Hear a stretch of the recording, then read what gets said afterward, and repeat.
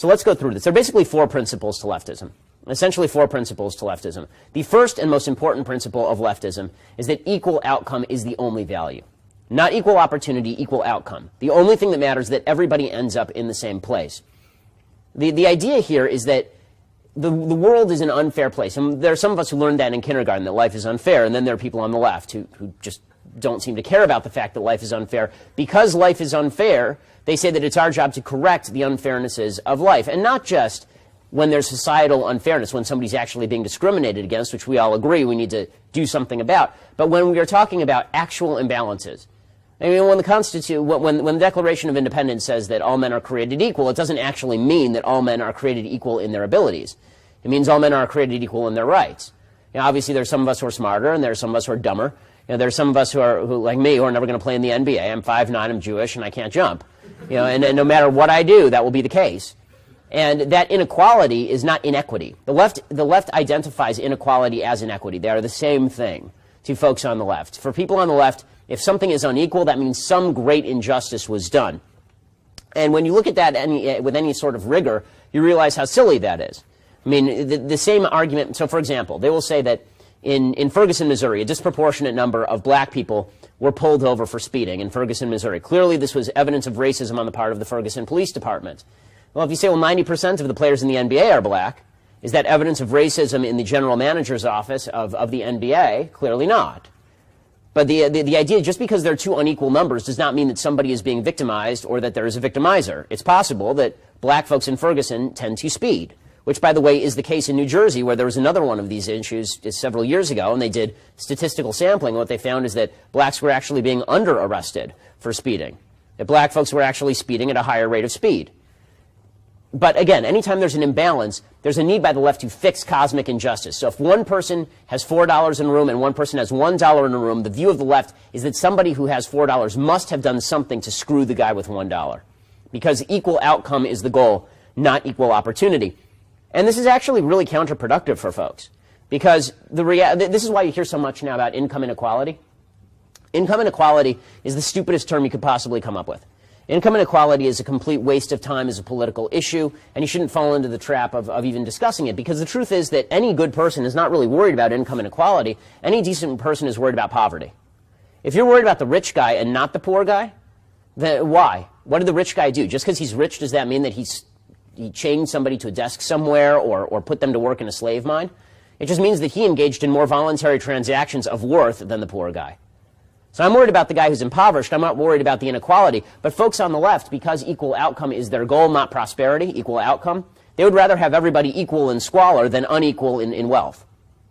And the proof is in the pudding. In just a month ago, there was an article in the New York Times with this headline, quote, "As Cuba shifts towards capitalism, inequality grows more visible." Well, right, because Cuba was a complete shithole, and now it's not. Right? It's moving toward being a not shithole. And it turns out that one of the ways that happens is by some people prospering. The problem in Cuba is not that is not a problem of inequality. The problem in Cuba is that everybody was poor. The problem is everybody was using their cars to float to Florida. I mean, if the country were that great when it came to equality, people wouldn't be using 1956 Chevys loaded with inflated tires to try and make it to Key West. I mean, it doesn't make any sense. The second principle that animates the left is group justice rather than individual justice. There's another name for group justice, that's social justice. Social justice, you should understand, is actually evil. Social justice, when people say it, it's an actual evil. Because anytime you put a modifier in front of a term that is inherently good, you turn it into a perversion of itself. So correctness, right? If you are correct, there's truth and there's something false, you are correct. Once you add political in front of that, you're not talking about truth and falsity anymore. You're talking about if you say the wrong thing, you get shot. Which is why, by the way, political correctness was a term that was coined by Mao. It was. Political correctness comes straight from the Maoist handbook. And the same thing is true of social justice. Justice is a good. You do something, it's either good or it's bad, and you get what you deserve. That's what justice is. Add social in front of that, and you're inherently saying injustice is better than justice. Because whether you are guilty or whether you are innocent is irrelevant. If you're a member of a group, then you must pay the price for something that you didn't do. Right? Social justice suggests that, I, as a supposedly white man, Jews became white people as soon as we became successful in America. I, as a white man, I'm responsible for paying slavery reparations, for example, in the name of social justice, even though all of my ancestors were busy getting killed by Cossacks in Russia at the time that slavery was taking place. And less than 5% of white Americans alive today have ancestors who ever held slaves. Every white person in America, though, has to pay because of group justice. How is that just? It's not. But it's group justice. It's social justice. And valuing the collective, valuing people in terms of groups rather than individuals, is how you get to the point where murder in the name of the collective is okay. All you have to do to see this is just compare the American Revolution, which was about individualism, with the French Revolution, which was about collectivism. Right? The American Revolution, John Adams wrote in the Declaration of Rights for the Commonwealth of Massachusetts, he specifically wrote about all men being born free and equal with certain inalienable rights. Right? It mirrors the Declaration of Independence in the United States. If you look at the Declaration of the Rights of Man in France during the French Revolution, it's the opposite.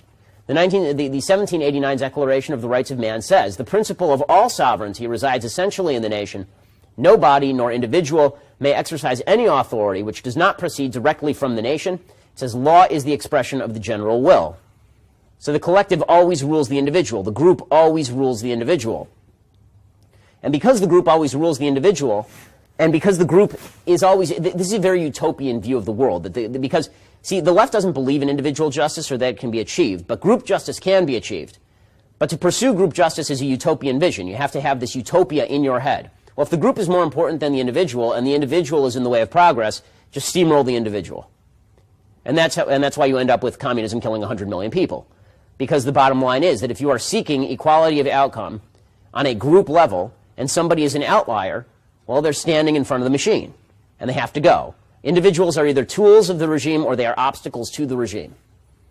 The third principle of the left is that truth is of absolutely no value. This is actually a principle. This is not just a slander. This is not just me saying they're liars. Truth is of secondary value, I should say. It's not of no value. It's of secondary value. Truth does not matter to the left because when you are pursuing a higher goal, then the truth takes a back seat to pursuing the higher goal. Because fairness is the only criterion of morality. Fairness, equality of outcome is the only morality. It's the only thing that matters. Truth comes in second. And so that's why you see folks on the left literally make up situations in order to pursue a higher goal. Right? Officer Darren Wilson and Michael Brown. For months, all we heard was hands up, don't shoot. For months, all we heard is that young black men were being gunned down in the streets by evil white cops for no apparent reason, and Michael Brown was the case in point. He was a gentle giant. Right? That was what we heard from the media for weeks before they released the tape of this gentle giant strong-arm robbing a convenience store 10 minutes before he was shot. Right? He was a gentle giant. He was a wonderful young man with no problems with the law. He was just a great guy. And he was walking down the street, and he was shot from behind, and then he turned around, raised his hands, and he was shot in cold blood on the streets of Ferguson. And we got we had members of the media on CNN doing hands up, don't shoot. And it turns out that hands up, don't shoot was an absolute lie. And it was a lie from the moment that they released the first autopsy report. The first autopsy report showed that he was not shot in the back and that he was not shot with his hands up. And that was very early on, but it didn't matter.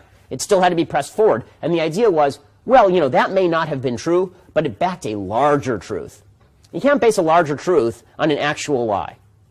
Larger truths are based on smaller truths. They're not based on falsehoods. But this is what we do on the left, right? On the left, it is important to promote smaller falsehoods in order to achieve larger truths.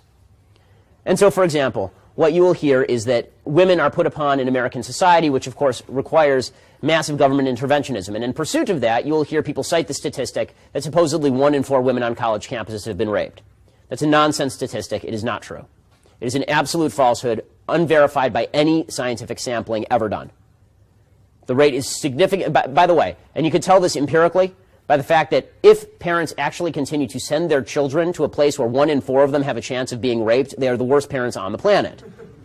Right? Why would you possibly send your daughter to a place where they have a 1 in 4 chance of being raped? The truth is, there are very few places safer on the planet than a college campus for a young American girl. And yet we have to spit out these lies in order to achieve a larger truth, even if the larger truth is not really true, that women are put upon. The 77 cents on the dollar. Right? Women make 77 cents on the dollar. No, that's not true. Women do not make 77 cents on the dollar for the same work. If you remove all of the confounds, the statistical confounds, meaning that if you get rid of the fact that they do different jobs and the fact that they have different amounts of time in the workforce, and the fact that they have kids, and the fact that they graduate college at a different age, if you remove all of those, what you actually see, and this is according to Time magazine, not according to me, is that women in the top 50 major cities in the United States earn 4% more than men for the same work. But you'll never hear that statistic because it doesn't pursue that larger truth. So truth is always secondary. The fourth principle of leftism is that force is a good in the service of these principles. The use of force is fine. The use of force is actually praiseworthy. That if you want equality of outcome, it's okay if you have to use a gun and bring a gun to the party. You want to know who's the fascist in any given situation, ask who's bringing the gun to the party. Ask who's bringing the gun to the voluntary exchange and forcing somebody to do X or Y. And the left is fine with using guns for this purpose. Because after all, who's going to coerce fairness? It's not going to be society. Capitalism doesn't coerce fairness. It doesn't coerce fairness of outcome. It coerces fairness of opportunity. But it's the left that suggests that if there's a rich guy and a poor guy, if there are three of us in a room, and I have more money in my wallet than the other two of you, then which is likely at this point in time, you're college students, then the two of you can not only vote my money to yourselves, you can then take out a gun and force me to give the money to you in the name of equality of outcome. It doesn't matter that I've spent significantly longer in the workforce than you have, and I have a grad degree, and I've been working my ass off for years. That doesn't matter. None of that matters. All that matters is that there's an inequality that's happening here. Even though I don't know any of you, right? Even though I've never stolen anything from you, I've never engaged in a voluntary transaction with any of you, right? I must have done something to victimize you, and therefore force can be used against me. So those are the four basic principles of leftism in a nutshell. The first is that equality of outcome is the only value. The second is that the collective trumps the individual. The third is that truth is a secondary value, not a primary value. And the fourth is that force is okay to use in pursuit of primary values.